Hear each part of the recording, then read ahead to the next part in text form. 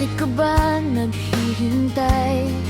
Nahimukin pa, pilitin pa ng tadhana. Alam mo na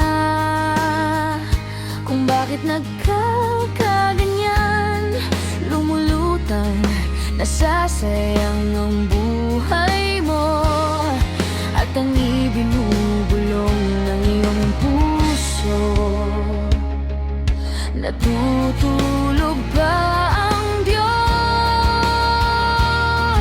Natutulog ba?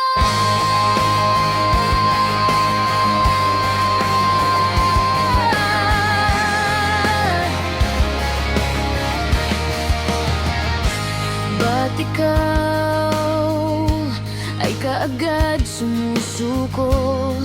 Konting hirap at munting pagsubok lamang.